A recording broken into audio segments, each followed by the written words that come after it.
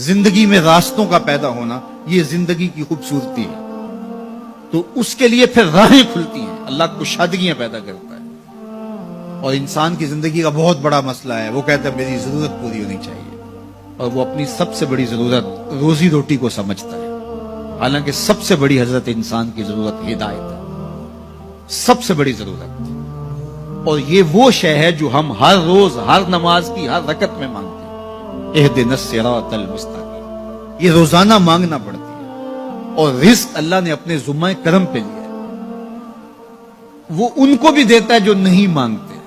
وما من دابۃ فی الارض الا علی اللہ رزقها.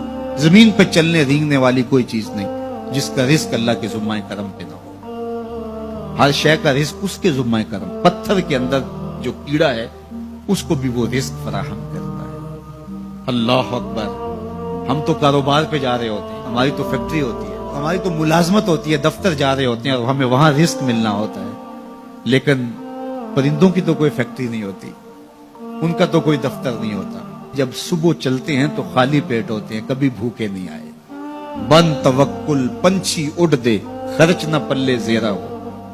کوئی خرچ نہیں لیتے، کوئی راس المال نہیں ان کے پاس ہوتا، کوئی ایک دن پہلے بکنگ نہیں کروائی ہوتی. کوئی فیکٹری نہیں ہے، کوئی دفتر نہیں ہے، لیکن کبھی بھی خالی نہیں آئے. فرمایا اللہ پر توکل کرنے کا جو حق ہے اگر وہ تم ادا کرو تو وہ تمہیں ایسے رزق عطا کرے جیسے پرندوں کو عطا کرے.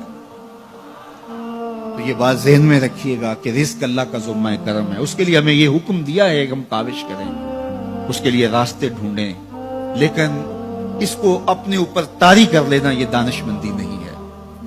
تو اس لیے سب سے بڑی ضرورت حضرت انسان کی ہدایت. اب اگر تقوی اختیار کر لے بندہ تو پھر یہ سب سے بڑا مسئلہ جو انسان نے خود سمجھا ہوا ہے یہ خود بخود حل ہو جاتا ہے. وَمَن يَتَّقِ اللَّهَ يَجْعَل لَّهُ مَخْرَجًا. جو اللہ سے ڈرنے لگ جاتا ہے اللہ راستے کشادہ کر لیتا ہے. وَيَرْزُقْهُ مِنْ حَيْثُ لَا يَحْتَسِبُ. اللہ اس کو وہاں سے رزق دیتا ہے جہاں اسے گمان بھی نہیں ہوتا. یہ تقوی کا عملی نتیجہ ہے. اور یہ وعدہ میرا نہیں ہے، یہ وعدہ میرے رب کا ہے، اور اللہ کے وعدے سچے ہیں.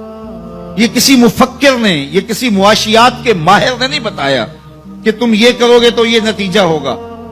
ماہر معاشیات کے مشورے کو ہم قبول کرتے ہیں کہ یار اس نے معاشیات کو پڑھا ہے، اس نے جو بتایا ہے وہ اس کا نتیجہ وہی ہوگا.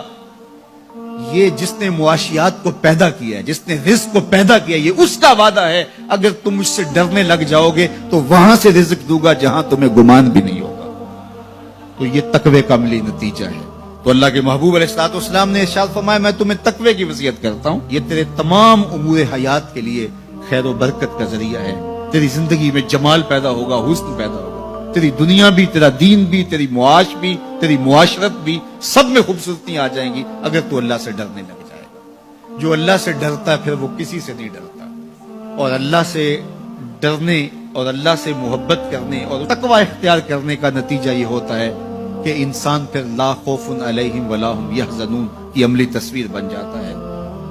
اچھا، یہ ایک جامع بات تھی جو حضرت ابو ذر رضی اللہ تعالیٰ عنہ کو حضور نے بتائی، لیکن ان کی طلب تھی. موقع ملا تھا حضور کی چوکھٹ پہ حاضری کا تو دامن طلب پھیلایا تھا تو کہا اب مانگ رہے ہیں تو پھر کم کیوں مانگیں ہیں. آج وہ مائل بعطا اور بھی کچھ مانگ، تو آج پھر جھولی پھیلا لی اور کہا زدنی یا رسول اللہ صلی اللہ علیہ وسلم، حضور یہ تو عطا کیا لیکن مجھے کچھ اور بھی ارشاد کیجیے، میری جھولی میں کچھ اور بھی ڈال دیجیے. تو آقا کریم علیہ الصلوۃ والسلام نے ارشاد فرمایا علیک بتلاوت القرآن و ذکر اللہ. میں تمہیں دو چیزیں بتاتا ہوں. ایک تو قرآن مجید کی تلاوت کو معمول زندگی بنا لو، اور دوسرا اللہ کا ذکر یہ اپنی زندگی میں اتار.